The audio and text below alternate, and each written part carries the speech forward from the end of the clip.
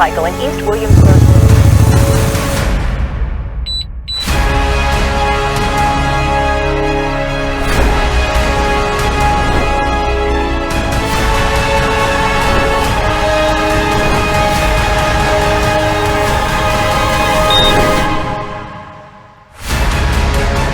$52 dirt bikes smuggled out of the city holding up. These thieves were targeting Harley-Davidson dealerships. Investigators say this crime was just part of a $1 million operation that spanned several states.